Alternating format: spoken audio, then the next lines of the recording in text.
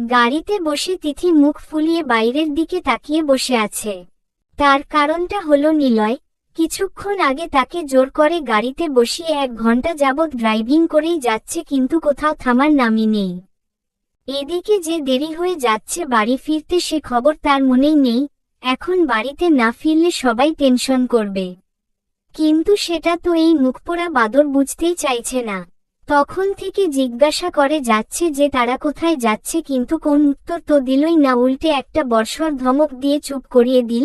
ধ্যাত ভালো লাগে না, কেন যে আসতে গেলাম, বিরক্তিকর। এদিকে খিদেতে পেটে অলরেডি ইঁদুরের বিড়ালের রেস আরম্ভ হয়ে গেছে। মনে মনে এইসব কথা ভাবছে আর নিজের পেটে হাত বুলাচ্ছে তিথি।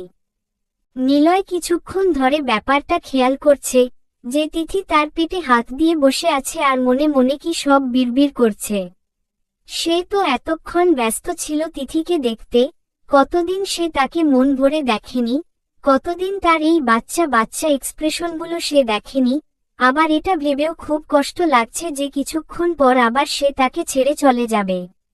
কিছুক্ষণ পর নিলয় একটা রেস্টুরেন্টের সামনে গাড়িটা থামালো, তারপর তিথিকে নামতে বলল। তিথি একবার নিলয়ের দিকে তাকিয়ে আবার মুখ ফিরিয়ে নিল।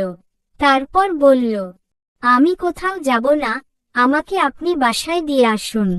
তোমাকে যেটা বলছি তুমি সেটাই করবে, চুপচাপ নিচে নামো, সিন ক্রিয়েট করা বন্ধ করো, শান্ত কণ্ঠে বলল নিলয়।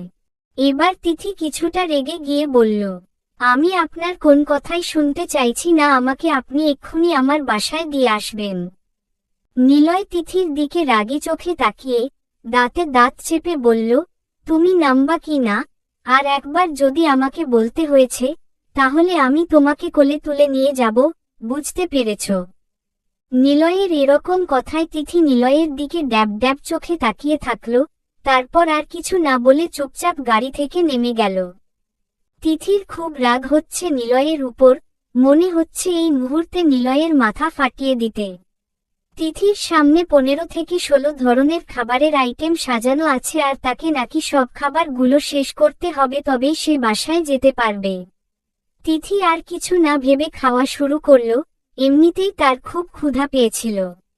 তিথি যতক্ষণ খাচ্ছিল ততক্ষণ নিলয় গালে হাত রেখে তিথির দিকে তাকিয়েছিল আর মনে মনে বলতে লাগল, আর কিছুদিন অপেক্ষা করো পাখি, তোমার পরীক্ষা শেষ হলেই তোমাকে আমি আমার করে নেব, আর তার আগে তোমার মনে আমার জন্য ফিলিংস ক্রিয়েট করতে হবে, যত তাড়াতাড়ি সম্ভব। এদিকে তিথি 4-5টা আইটেম কমপ্লিট করে আর খেতে পারছে না, তাই নিলয় দিকে তাকিয়ে করুণ সুরে বলল, সত্যি বলছি আমি আর খেতে পারছি না, প্লিজ আপনি আমাকে বাসায় দিয়ে আসুন। নিলয় তিথির দিকে তাকিয়ে বলল, ঠিক আছে আর খেতে হবে না। তিথি নিলয় কথা শুনে খুশিতে গদগদ হয়ে চেয়ার ছেড়ে উঠে বলল, চলুন চলুন, দেরি হয়ে যাচ্ছে আমার, জলদি চলুন। এত তাড়া কিসের তোমার? আরে অলরেডি 5টা বেজে গেছে, তাড়াতাড়ি চলুন নইলে সবাই টেনশন করবে। ঠিক আছে চলো। রেস্টুরেন্টের বিল পেমেন্ট করে নিলয় তিথিকে নিয়ে গাড়ির সামনে দাঁড়ালো। নিলয় যেই গাড়িতে উঠতে হবে তখনই তিথি চেঁচিয়ে উঠল। তিথির অমন চেঁচানোতে নিলয় তিথির দিকে তাকিয়ে বলল, আবার কি হলো? তিথি খুব এক্সাইটেড হয়ে বলে উঠল, ওই দেখুন আইসক্রিম, আইসক্রিম, কতদিন আইসক্রিম খাইনি, চলুন চলুন আমাকে একটা আইসক্রিম কিনে দেবেন। বলে নিলয় হাত ধরে আইসক্রিমের দোকানের দিকে যেতে লাগল।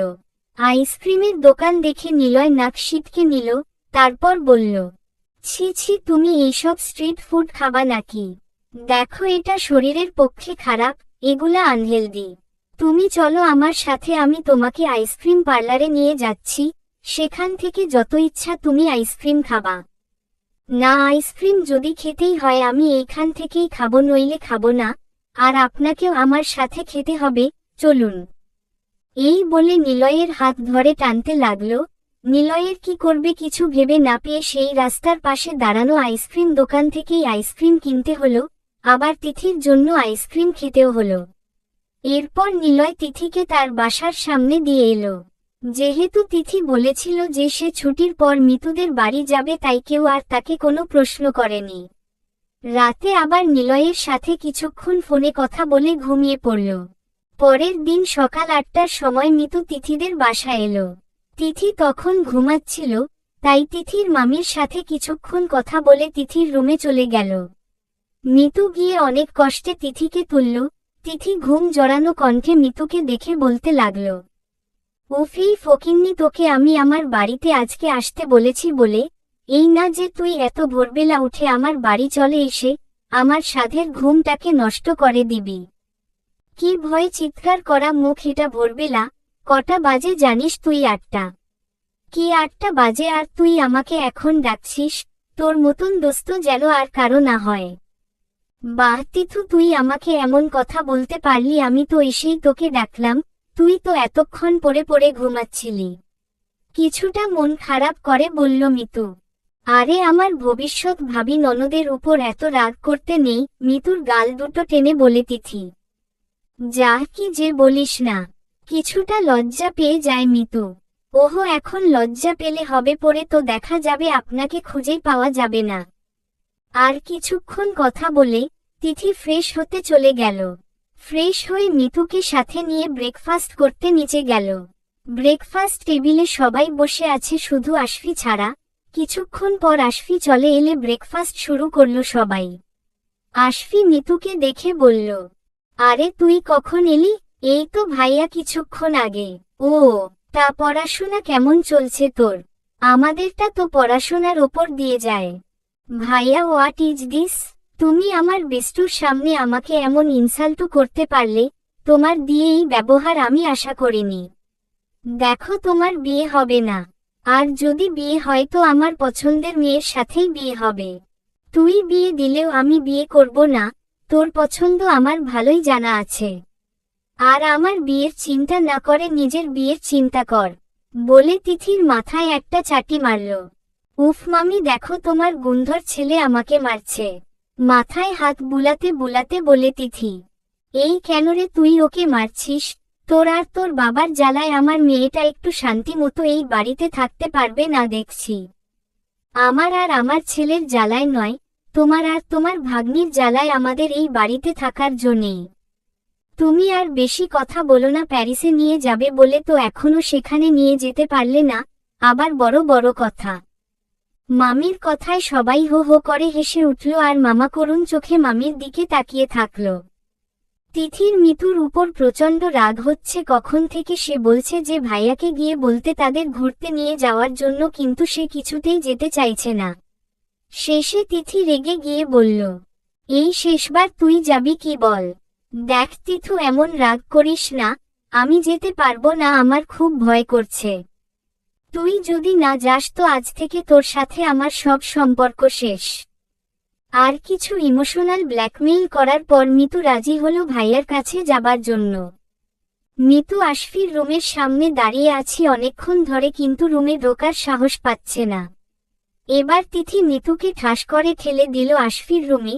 মিতু তাল সামলাতে না পেরে চিৎপটাং হয়ে পড়ে গেল রুমের মধ্যে।